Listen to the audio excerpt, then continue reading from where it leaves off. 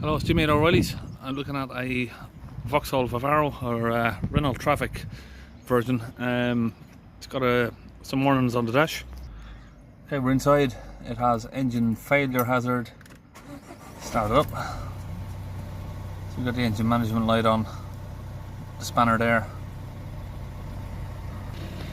Using the launch Eurotab 3 scan tool, we're going to read the codes. We have DTC200292 particle filter clogged and particle filter outside tolerances. We can't go to data stream straight from here, so we'll just go back, find the particle filter,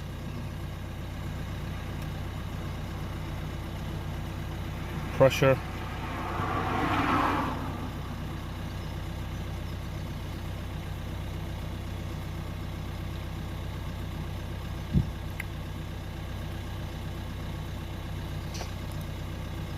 so we have on idle 140 millibars of pressure, 62 grams of soot in the filter. Now this vehicle has been at Renault, and what other faults that were on the vehicle were repaired. They tried to do a forced regeneration, so I'm told by the customer, and they said that it's failed because of ash accumulation, so it needs a new DPF. Obviously he doesn't want to pay thousands of pounds for one, so he's hoping I can clean it out.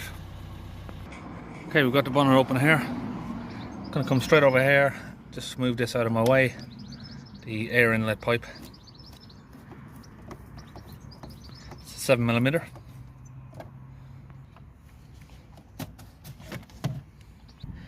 Right, now we've got that out of the way. On these particular vans here, this is the Euro 6, so they have been kind enough to put the pressure sensor there, if you can see it.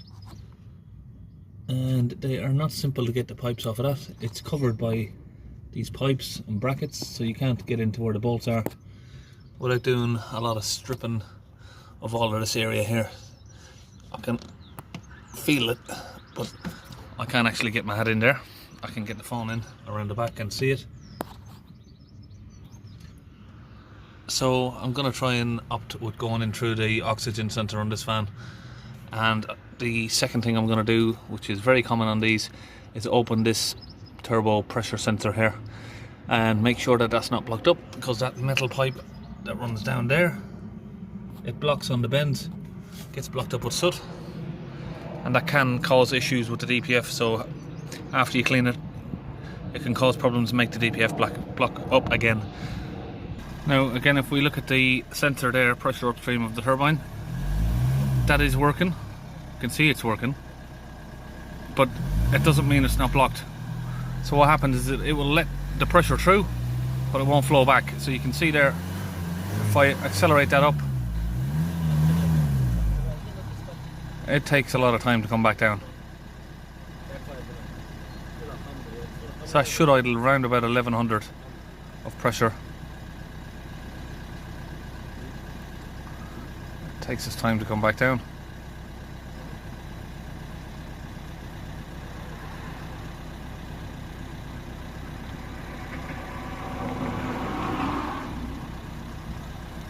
You can see if we switch it off, it will read the atmospheric pressure.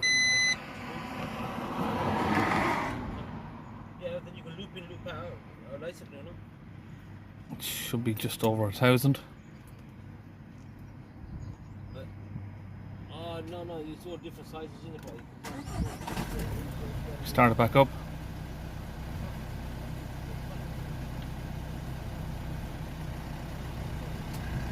So I suspect there's a bit of a blockage in that. It's taking its time to come up and down.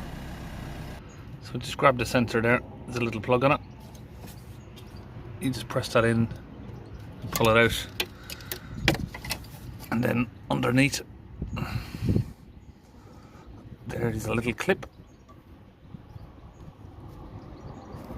I might need my two hands to pull that off. A little clip there underneath. And that's what that looks like there. Just like a little horseshoe clip basically. So just use a little pair of angled pliers there to pull off the clip off it. can't really see it. There's a little spring clip down there. We've just slid that down, so now we can pull off the sensor. And you just give it a pull, it comes out. You can see the black soot there that it gets full up with. So I just connected one of my own hoses with a little cone on it, just so I can get the brake cleaner in there. Just fill the tube all the way up to the top with brake cleaner. Just let that soak down. So now on that same tube, if I connect up my MIDI vac, you can see we have a lot of pressure on there until it blows off. Okay, so what I've done here now, I've used a cable, okay, and I'm drilling it all the way in through that tube and back out. So it's basically like a brake cable, but it's windscreen cutting cable, it's called. You can buy that on Amazon. Just attached it to the drill and kept at that persistently for a while there until it's broke its way through. So now I'm going to connect this pipe back onto that metal hose there. And all this heat has got me saying things backwards. I'm going to put this tube onto this metal pipe. That's what I should have said. Okay, now with that connected, have a look again at the MIDI vac. See if we can get the gauge there clear. That's it, without no sun on it. You can see there she's slightly moving. That's fine now. What I'm going to do now anyway is I'm going to take this out and I'm going to put some DPF cleaner through there on the pressurized gun. Okay, so I'm using a bottle of this launch fluid. I've put it into the bottle here ready to go, and we're going to get that sprayed. We're going to spray a little bit of it in through the turbo sensor, and I think it will still go through the DPF that way, but we might open the oxygen sensor and put the rest of it through there. I will say I've been getting a lot of people asking me where can they, there's no fluid left in stock, and when is it going to be in stock. Now obviously I don't know the answer to that. I don't work for Launch. I just started using this fluid, I liked it, and then I have since that built up a friendly relationship with Launch, but I do not work for them, so I can't tell you exactly when they're going to get some in stock again, but it would be in the next week or two, I should hope. So I've got maybe just over a dozen of these left. I mean, obviously I do order them in bulk, so that's why I do have some left, but hopefully this should sort of last until I can get some more in stock.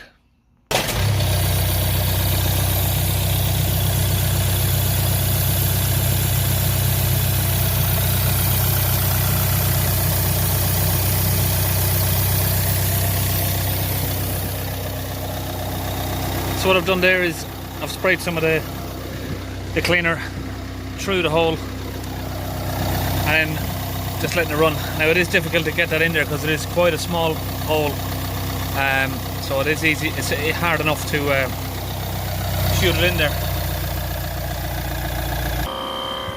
So I've got that connected back up again. I'm just going to put a little bit more in there. I've got to do it with two hands because I've got to hold that clamped on, otherwise it will just blow off. Okay, I've used a 22mm spanner. I've opened up the oxygen sensor there now. So now I'm going to put this turbo pressure sensor pipe back all together. Okay, we've got that all back together now. We can feed this down to the oxygen sensor. I'm going to spray a little bit of fluid in here, but not too much. It is quite close to the turbo.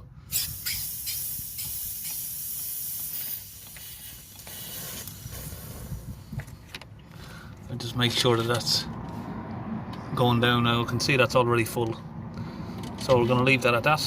We don't want it to backfill into the cylinders of the engine. So we'll just start the vehicle back up. And we'll get the fluid in there while the engine's running.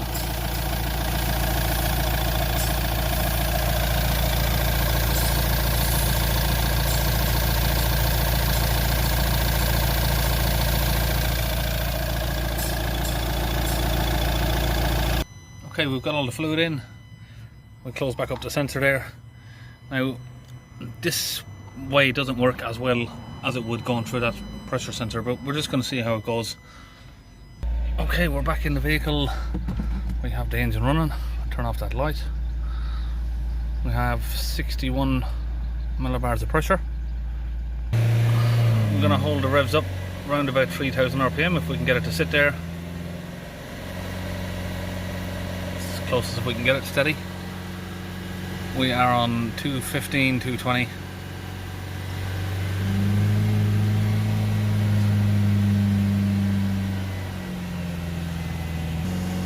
you can see there, it's coming down a little bit.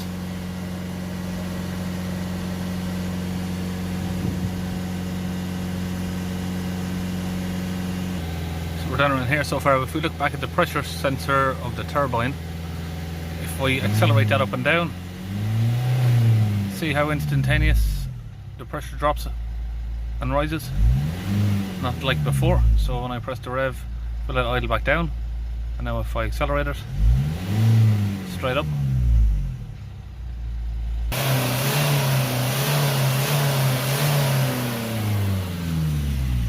so this smoke that you see from the back of these, I get a lot of comments about, oh, the pollution and whatever. That is not it's not exhaust fumes or exhaust smoke. That is vapor from the steam of the chemicals. So just like vape that you'd get from an electric vape, basically. It's not smoke. It's not diesel. It's not diesel smoke. Okay, so if we look at the revs now, sort of around where we had it before. We have 80 millibars of pressure. And you can see there the grams of soot now are rapidly decreasing on their own. I'm not doing a forced regen, this is data stream. Sorry that the screen's going out of focus there. So you can see now that the van is curing itself there with the grams of soot. I don't have to force any regenerations. I was really surprised that I went to Auto Mechanica yesterday, and I was really surprised that every single person I spoke to, garage owners, general public who were repairing their own cars, every single person assumed that after I put the fluid in I was running a forced regeneration. I'm not. In the last 100 cars I've done, I think I've maybe done a forced regen on one of them. It's a very, very rare occasion that I ever set off a regen, and I do not like to do it where possible. So I'm not doing one on this, and we can see there the grams are coming down nicely.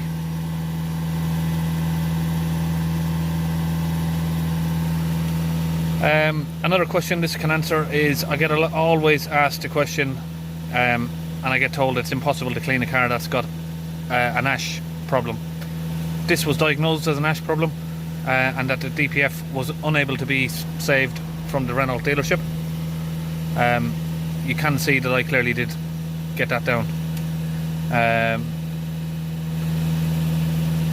Ash is possible to be flushed out. Loose ash can be flushed out. Ash solids that would build up over time, that turn into like a hard charcoal, will not be flushed out. It doesn't matter if you're doing it on the car or on these big fancy 15,000 pound machines. The ash solids will not get flushed out. So if it goes that far, then you just replace your DPF anyway. Yeah, but questions I was getting asked as well about people removing them.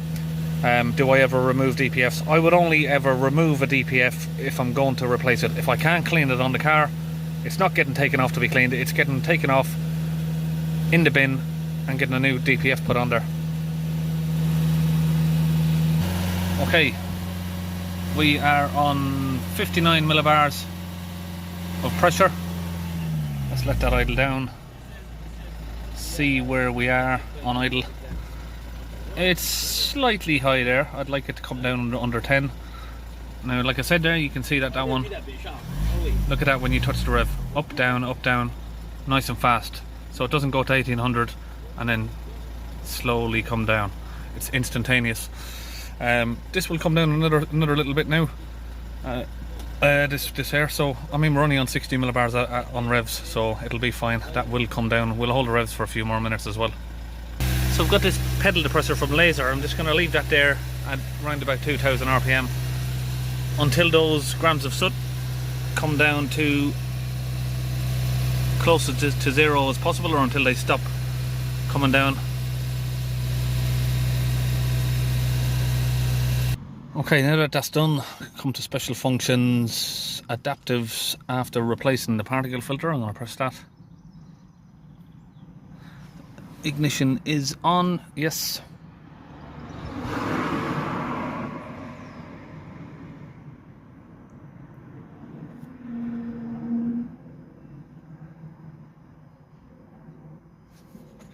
Taking a little bit slow, this one. Okay, that's done. Now that that's reset, we're going to clear the fault codes. Done. Just read them to confirm that they're gone. Yes. So back on live data, we have, it's fluctuating between 12 and 13 millibars. That will come down. It's only been running less than 20 minutes, I think. Okay. Faults are gone. Now, to help with that last little bit of pressure at idle, you can stick an additive in the tank from Launch UK website. They have a flow restorer. I don't know if I've got one in the van. I'm going to have a look. Okay, we're going to go back in because a customer just told me after it's been to Renault, it's brought it to another garage, and they've told him it was the pressure sensor. So they've changed the pressure sensor, but they couldn't program it. So I'm just going to check if it needs programming in. Any sort of options there for it? High pressure fault finding. No, I can't see one. Can't see no option there for it, so it doesn't look like it needs doing. Okay, that's it. We're going to exit the diagnostics session, and all of these fault lights are gone. And what's not going to happen to him, which happened both other times he's been to the dealership and the other garage, is he said he drove not even a half a mile down the road and his engine light came back on. Now I can guarantee you that's not going to happen. The problem is sorted. That's it. One Renault Trafic or Vivaro all sorted. See you in the next video.